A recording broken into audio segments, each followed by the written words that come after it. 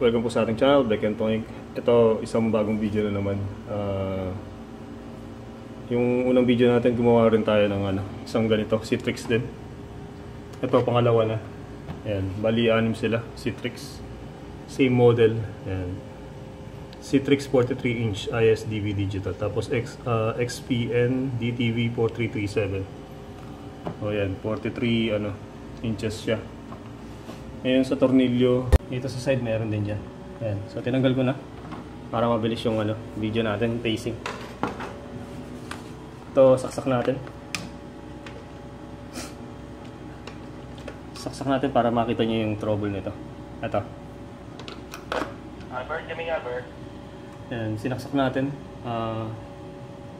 Walang indicator light. Blue. Dapat may blue dito yun. Kami Albert. Citrix na 4337. Ayan, gagawin natin, magsusukat tayo ng kuryente para matrace natin. Ayan. Kung may TV kayong ganito, ayan, wala kayong makikita na umiilaw siya ng blue. Kasi pagkasaksak nyo yan, may ilaw na yan. Ayan, pagkasaksak nyo, may ilaw na yan. Ayan, dito, dapat may ilaw na yan. Ayan, wala tayong makikita na kahit anumang ilaw na blue. Gagawin natin, magte-test na tayo. Magte-test na tayo. Ito. Una tayo mag-test dito sa saksakan. Dito. Ayan yung cord na yan. Tingnan natin kung may pumapasok na kuryente dyan. Ayan, papunta dito. Nakasaksak na yung plug natin. Baka kasi pwede rin sira yung switch. Ayan. Kaya dito natin malalaman yun. Yung setting natin ng tester. Ito, mabilisan lang to.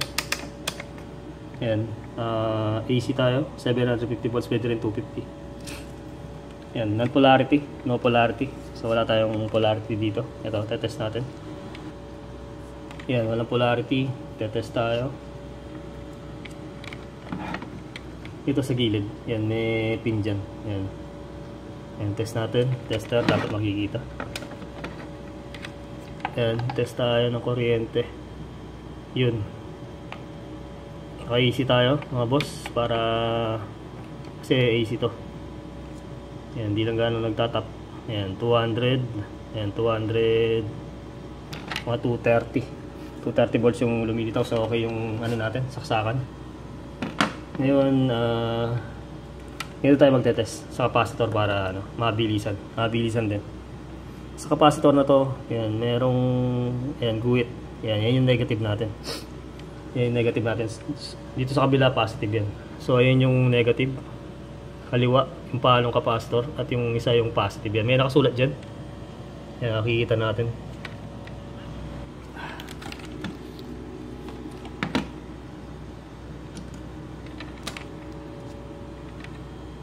Ito, magsusukat tayo dito sa ating primary. Okay na yung sa saksakan. Ayan, dito sa primary natin, ito yung primary. Ito yung line 1, line 2 natin. Ayan. At bali, ito yung primary natin. Yung naunang dadaanan ng kuryente. Ayan, makikita nyo na meron siyang ayan, hati. Para malaman natin na ito yung primary section ng ating supply. Tapos dito na yung secondary. Ito na mag-out. Ayan, ayan yung natin, in ng kuryente na nanggaling ng primary. Ayan, dito siya mag-out. Yung test na, pag magte-test tayo ng merong polarity na kuryente, negative positive, papalit tayo ng setting dito sa tester. Ayan, set tayo ng 1000 para sigurado. Kasi kung i-set natin ng 250 yan, baka mataas yung kuryente nun, masira yung tester natin. Ito, magte-test tayo. Ito, para malaman yung capacitor na negative, ito yung may guhit siya. Yung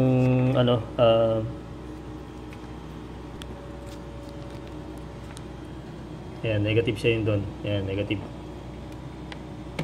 Tetest tayo. Set tayo ng 1000. Ayan, tetest na natin. So yung black na test probe natin ay yung negative. Tatama doon sa negative na terminal ng capacitor. At itong red tatama naman doon sa positive na terminal ng capacitor. Ito, test na natin. Yan, makikita nyo na pumapalo siya ng mga 300 plus. Yan, mga 300 plus na volt. Lagpas pa. Yan, isa pa. Yun. Yan, 300 plus. Ibig sabihin, may kuryente tayo sa primary. May lilipat tayo dito sa secondary. Yan, sa secondary, bababaan na natin ng setting natin ng voltahe. 50 volts na lang. Yan, 50 volts na lang tayo. Ayan, dito tayo. Ulitin ko lang yung trouble ng TV na to, Citrix 43 inches. Walang indicator light, so akalain natin walang power. Yan, makikita nyo na yung primary niya may kuryente. Pumapasok yung kuryente sa primary. Okay yung primary natin. Pero dito wala siyang indicator light. Akalain natin na sirang-sira yung TV natin. So may pag-asa pa tong TV na to. Eto, doon na tayo sa secondary section. Gaya na sabi ko, papasok yung kuryente dito sa part na yan. Lalabas naman dito. So dito tayo yan. Ayan yung part na yan. Ayan yung secondary natin. Yan. Makikita nyo na meron siyang diode. 1, 2, 3, 4. At yun, 5. Pang 5 yun. Yan, pang 5 siya. So tatapi ko lang yung mga cord natin. Yan. 1, 2, 3, 4, 5. Yan.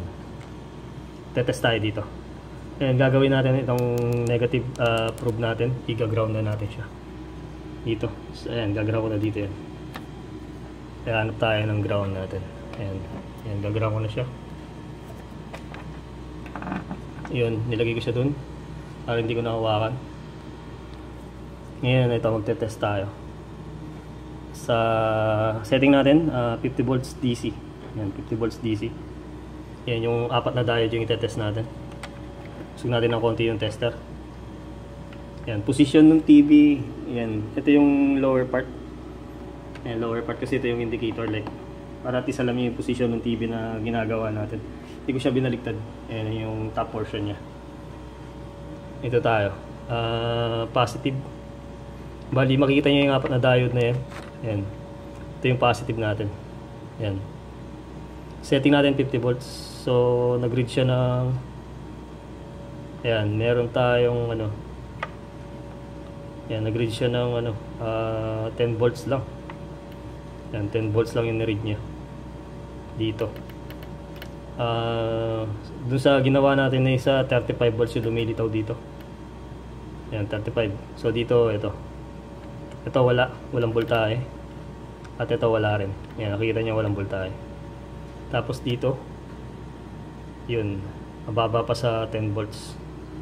Ang setting natin 50 volts. Ayan, mababa pa sa 10 volts. Ayan. So, iba yung trouble nito. Makikita natin na iba yung trouble nito. Tapos dito, magte-test tayo ulit dito. Ayan, mababa pa sa 10 volts. Ayan. Testingin natin. Dahil dito walang kuryente, may sira dito sa dalawa. Yung dalawang diode na yan. Ayan. Ayan, makikita nyo na nakainang lang sila. Tatanggalin ko yung inang ng dalawa para ma-test natin itong dalawa na to. Tanggalin muna natin saksak para makasigurado tayo.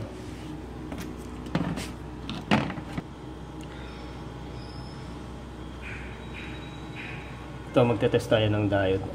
Setting natin. Nilipat natin tester sa ohms. Ito, magte-test tayo ng diode. Kung merong shorted. Ayan, kung may shorted sa ating mga diode. Ayan, bali 4 dito. Tapos sa yung isa nakaiwalay. Tapos meron pa dyan na yan. Yan, diode din yun. Yung pagte-test din dito. Yan. Using ko lang yung ano natin, test probe. Medyo nahihirapan tayo kasi wala tayong tripod. Pero susubukan natin nagawa yung video na maayos. Kaya gusto ko makita yung yung galaw ng tester. Yan, setting na tester natin times 1K. Dapat nakaset ka sa ohms. Yan. Ito tayo sa paliwanag ko muna yung diode. Yan yung diode natin.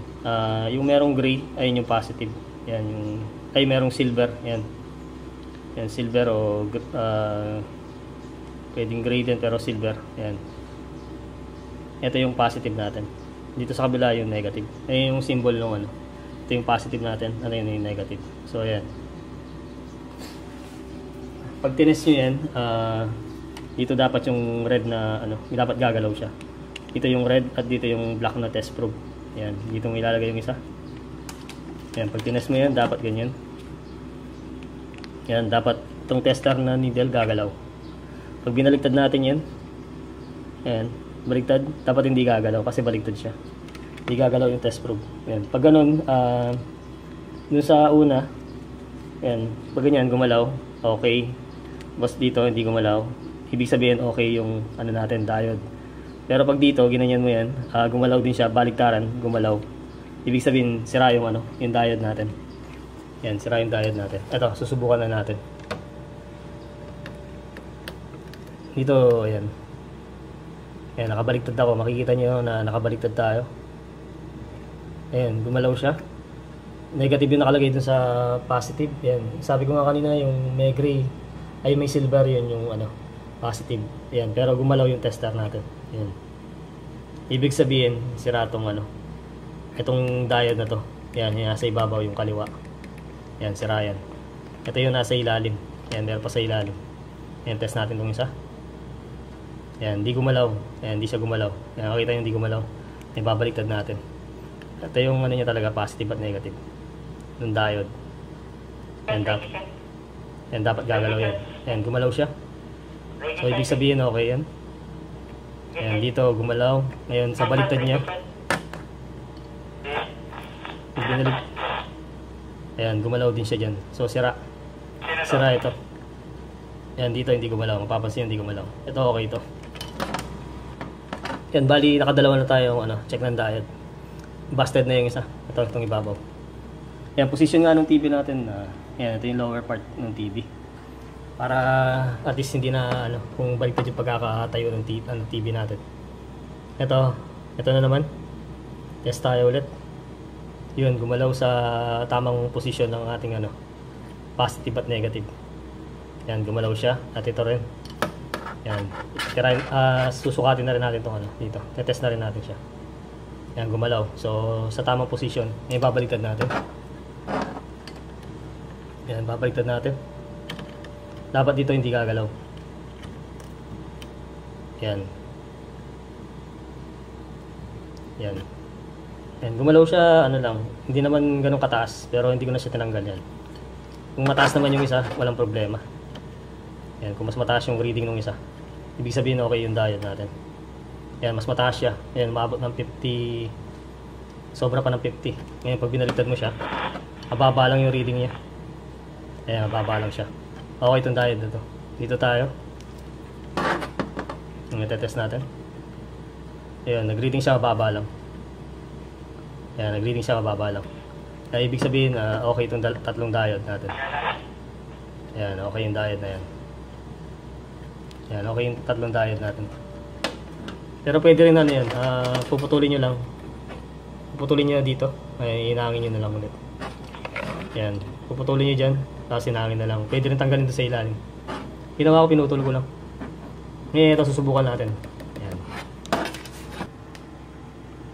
Ayan, nakikita nyo, nagka blue screen na. Pinalitan natin yung isang diode. Yan. Nasa ibabaw bandang kaliwa. Ito. Yan, sa ibabaw bandang kaliwa. Pinalitan natin yung shorted. Shorted yung isa. Ito, sasasak natin ulit.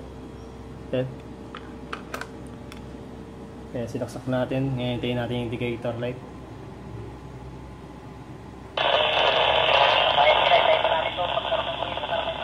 Yan. Yan, sumindi siya. Yan, tingnan natin kung may umusok. Yan, wala namang umusok. Nilagay natin SR510. SR510. Yung nakalagay niya ano, SR5100. 5100. Ito yung ano niya. Yan, 510 yung nilagay natin. So, pwede naman.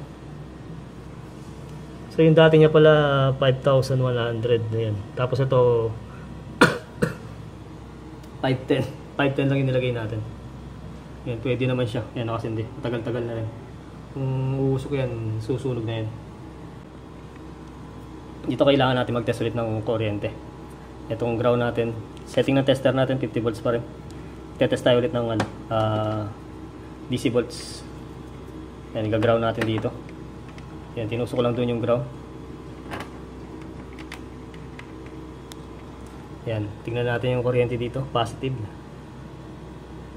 Positive yan, may 12 volts tayo. Yan, buo na yung 12 volts nya dito sa kabila. Ayun, pumalo na ng tama na rin siya. Yan, 35 volts. Yun, 35 volts.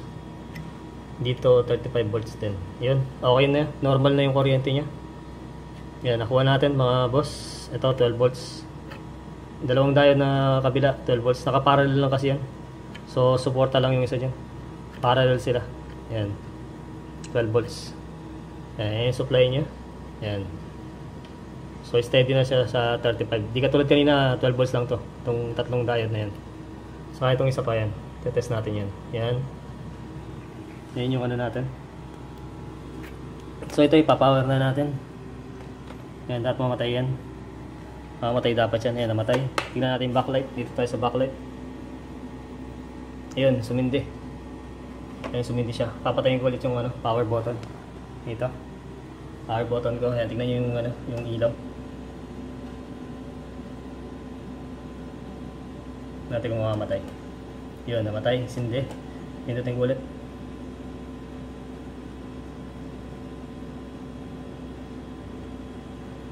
Ayan, pipindutin ko ulit. So, medyo naglulus yung button natin.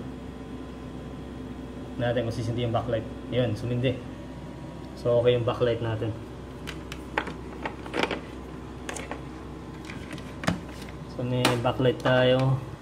Test tayo ng backlight supply. Ito, red. Ito yung backlight supply niya. Try natin. Set natin ng 250 volts. Tingnan natin kung ilang voltahe dito. Yan, umabot siya ng set tayo ng 250. Mga 70 volts. Isa pa. Yan, 70 volts yun sa red. Ito alam ko negative yung white. Yan, negative yung white. 70 volts dito. Kasi naka-ground ako dun. Hindi ko lang alam kung nakalagay doon sa white yung kung same yung reading niya. Ito, lipat natin. Ayan, subukan natin kung kakayanin.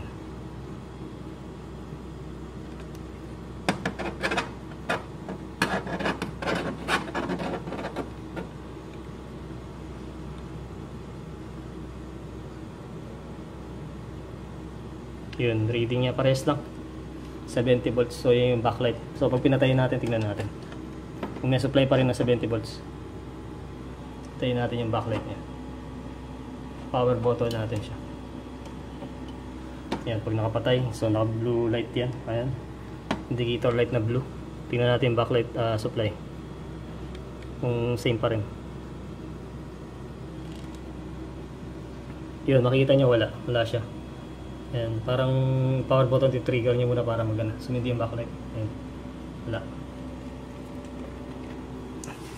Yan, for testing na. Testing na tayo.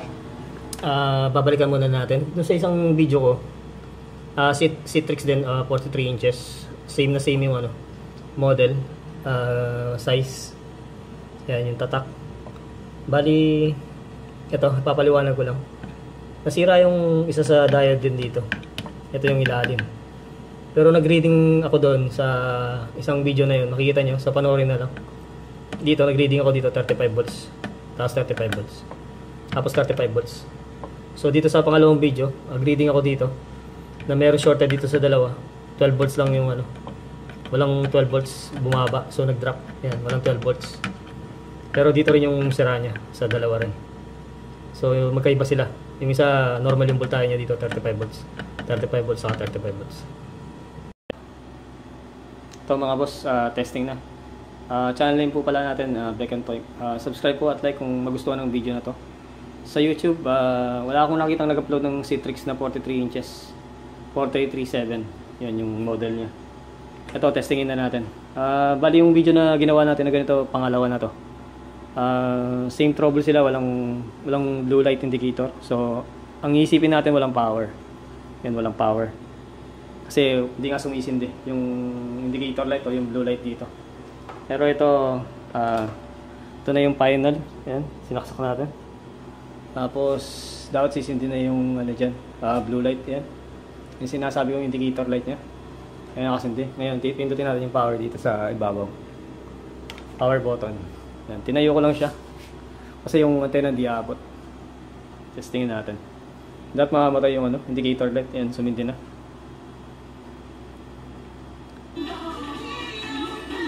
Yan. So, nagawa natin yung ano, TV.